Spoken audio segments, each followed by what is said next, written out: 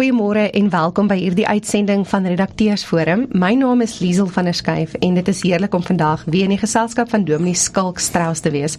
Hy is natuurlik die redakteur van die boodskapper van die AP Kerk. Goeiemôre Dominee en welkom. Môre Liesel, dankie.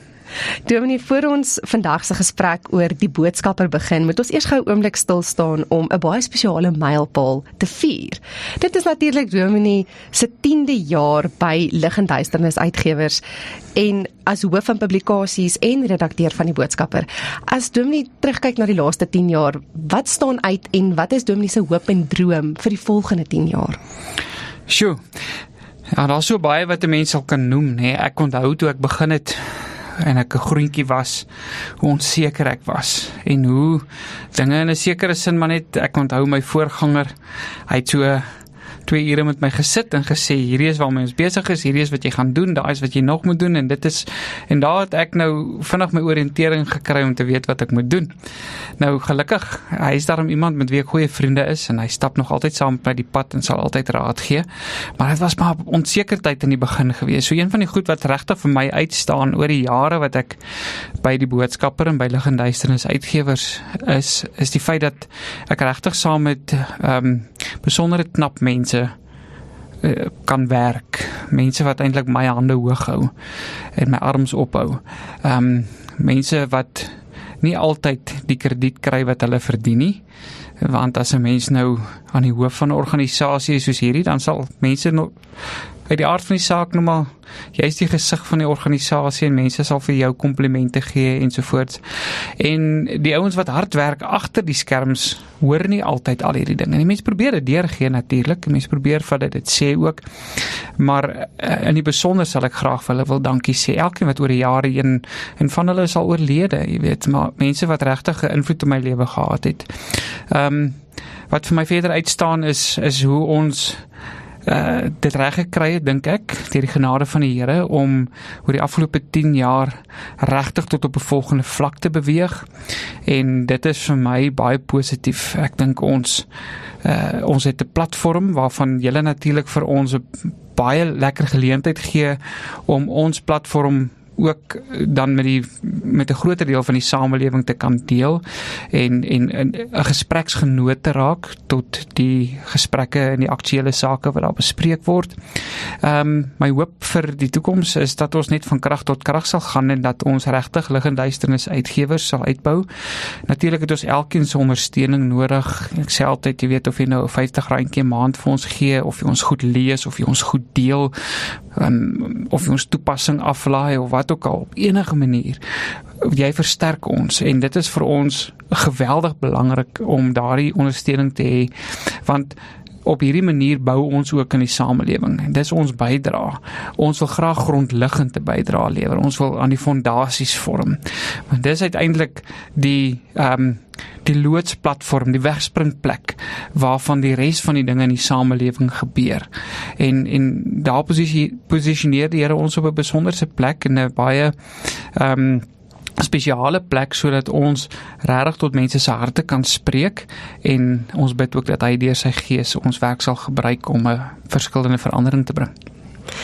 Nou verskuif ons die aandag terug na die boodskapper. Hierdie tema van die jongste uitgawe is dissipline as Bybelse wysheid, en ek het vroeër 'n vorige gesprek ook genoem, ek het uitgesien na hierdie uitgawe, want ek is self 'n jong mamma met 'n 3-jarige seentjie wat ons grense toets, en ja, dit raak moeilik, want soms sit mens tussen die wetgewing en wat die Bybel sê, maar voor ons daarby uitkom, Dominee die redaksionele artikel geskryf, geestelike dissipline lei tot muscle memory. Kan Dominee uitbrei oor hierdie tema en wat dit vir Dominee beteken? Miskien net, Liesel, net oor die algemeen vinnig oor dissipline. Ek dink is belangrik dat lesers ook net in ag moet neem, in hierdie uitgawe val die klem natuurlik op dissipline, en jy sal dadelik dink kinderopvoeding, en daar's 'n hele klompie artikels wat spesifiek gefokus is op kinderopvoeding.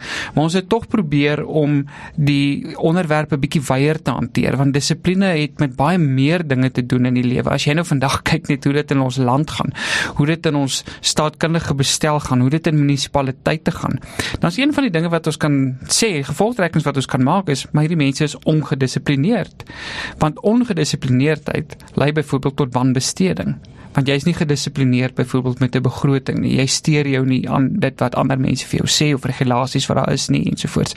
So dissipline is een van daardie grondliggende beginsels wat 'n mens van kleins af by kinders en dan in jou samelewing wil vas lê, sodat jy uiteindelik nie so baie wette nodig het om alles te reguleer wanneer hulle groot raak nie. Want ons dink ons kan die probleem van wetteloosheid, wat eintlik maar net 'n ander vorm is van ongedissiplineerdheid, aanspreek deur net nog wette te maak, terwyl 'n mens eintlik by die hart moet uitkom en die hart moet verander word. So ja, en ek het dan nou in my artikel bietjie die saak op die geestelike sy van toepassing gemaak en gesê maar dissipline speel ook in 'n mens se verhouding met die Here en hoe jy groei. Dis nodig om gedissiplineerd te wees in jou geestelike lewe.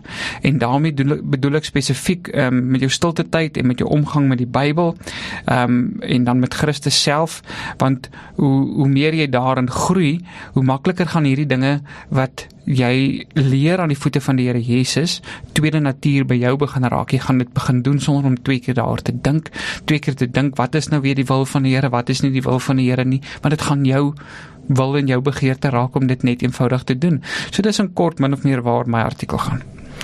As ons kan stilstaan by die hoofartikel geskryf deur Morney Diedriks om jou kinders te dissiplineer is 'n Bybelse opdrag. En hy skryf in die artikel, dissipline is nie bloot 'n reaksie op sonde nie, dit is 'n daad van geloof. Hoe sou Dominee sê, moet mens dan dissipline volgens die Bybel handhaaf? Ja, wel, jy moet gehoorsaam wees in die skrif en wat die skrif vir ons leer oor hierdie dinge. So, hy maak 'n baie belangrike punt waarmee hy begin en sê, maar dissipline begin met gedissiplineerde ouers. En hy begrond dit sterk vanuit die skrif uit. So, as 'n mens maar net teruggaan na die hele ding toe van die Here is 'n God van orde. Hy sê dit in 1 Korintiërs 14, hy sê ek is 'n God van orde. Hy hou daarvan dat dinge op 'n ordelike wyse gebeur. Daarom is dinge georganiseerd. Vat net byvoorbeeld die hele uittog, en toe die tabernakel gebou is en die Here sê vir Moses, maar hoe moet die volk laar opslaan? Dit was georganiseer, die tabernakel in die middel, die stamme op verskillende plekke rondom die tabernakel. Alles mooi georganiseerd. Dink aan die priesterstelsel, dink aan die apostels in die Nuwe Testament, die vestiging van die kerk, die instelling van ouderlinge wat moet regeer oor die kerk ensovoorts. Dat alles dui op 'n vorm van dissipline. Wanneer daar nie gebly is by die suiwer leer nie, dan moes mense gedissiplineer word, die tug byvoorbeeld. So, dis deel van God se karakter. Jy kan nie 'n Christen wees en nie gedissiplineerd wees nie, want ek dink dit is 'n logiese teenstrydigheid met mekaar. So in hierdie geval dink ek het Morney dit ook baie mooi reg gekry om dit dan nou deur te trek na die ouers se verantwoordelikheid ook, want jy kan nie iets van jou kinders verwag wat jy nie self is nie. Dis die punt wat ek dink hy probeer maak. Hierdie uitgawe het iets van als, wat hoop Dominee neem lesers uit hierdie uitgawe uit? Soos jy sê, ek dink nie almal gaan by al die artikels noodwendig eweveel aanklank vind nie. My hoop is wel dat ons ten minste net begin met 'n gesprek oor wat dit behels om gedissiplineerd te wees op verskillende vlakke. By my werksplek, want dit gaan oor werksetiek byvoorbeeld, in my geestelike lewe, as ouer, as kinders. Want dink aan byvoorbeeld die opdrag om jou vader en jou moeder te eer. Dit verg 'n bepaalde vorm van dissipline. So, ek wil graag hê dat lesers moet vat uit hierdie uitgawe uit, dat dissipline regtig 'n onderwerp is, wat nie net 'n geestelike onderwerp is nie, maar wat 'n geestelike onderwerp is, wat 'n fundamentele invloed het op ons denke en ons bestaanswyse as gelowiges en ons lewensuitkyk en die inrigting van ons samelewing. Net in slotte, Dominee, soos ouer gewoonte, waar kan luisteraars 'n kopie van die boodskapper in die hande kry? Die maklikste manier, Liesel, is natuurlik om ons toepassing af te laai, vir Android of vir Apple, is by al twee die winkels beskikbaar.